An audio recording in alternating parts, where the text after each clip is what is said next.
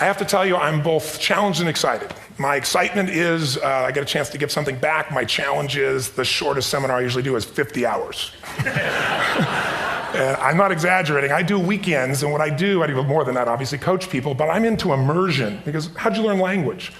You didn't learn it by just learning principles. You got in it, and you did it so often that it became real. And the bottom line of why I'm here, besides being crazy mofo, is that I'm really in a position, I'm not here to motivate you, obviously. You don't need that. And a lot of times, that's what people think I do, and it's the furthest thing from it.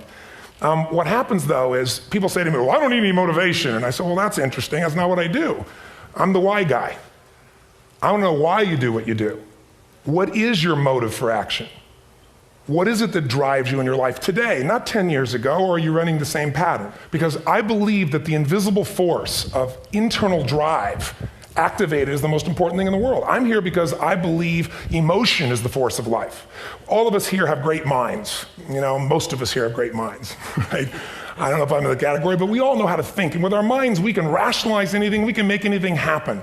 We can, I agree with what was described a few days ago about this idea that people work in their self-interest, but we all know that that's bullshit at times. You don't work in your self-interest all the time. Because when emotion comes into it, the wiring changes in the way it functions. And so it's wonderful for us to think intellectually about how the life of the world is, and especially those who are very smart. We can play this game in our head, but I really want to know what's driving you. And what I'd like to maybe invite you to do by the end of this talk is explore where you are today for two reasons. One, so that you can contribute more. And two, so that hopefully we can not just understand other people more, but maybe appreciate them more and create the kinds of connections that can stop some of the challenges that we face in our society today. They're only going to get magnified by the very technology that's connecting us, because it's making us intersect. And that intersection doesn't always create the view of everybody now understands everybody and everybody appreciates everybody. So I've had an obsession basically for 30 years.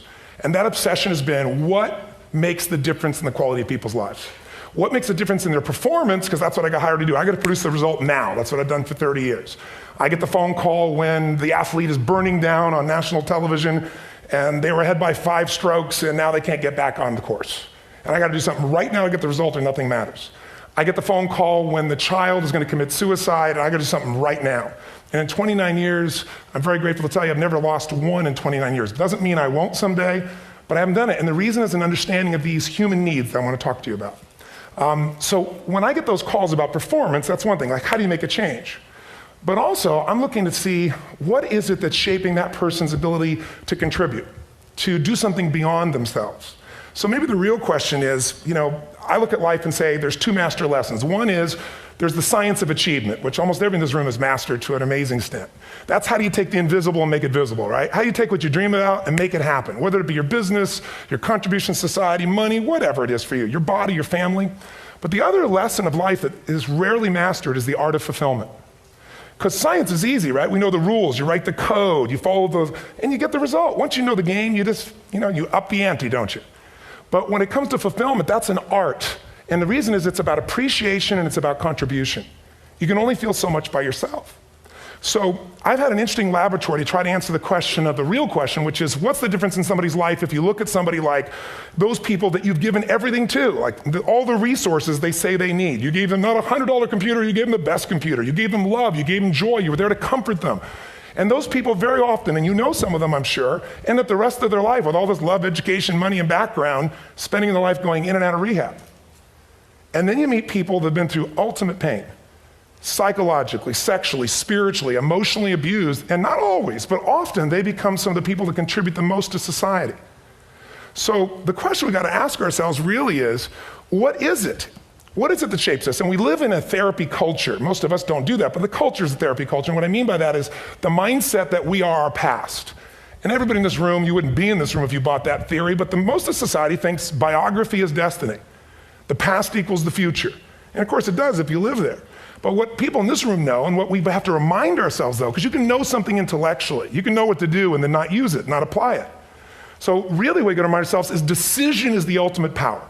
That's what it really is. Now, when you ask people, have you failed to achieve something? How many have ever failed to achieve something significant in your life? Say, I.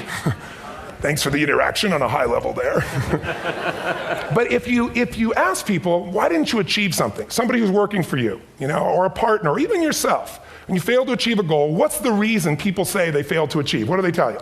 didn't know enough, didn't have the knowledge, didn't have the money, didn't have the time, didn't have the technology, I didn't have the right manager. Didn't have the Supreme Court.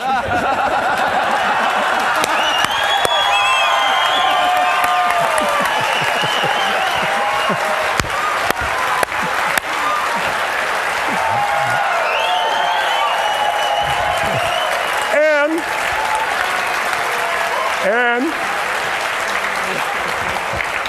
what do all those, including the Supreme Court, have in common? They are a claim to you missing resources. And they may be accurate. You may not have the money. You may not have the Supreme Court. But that is not the defining factor.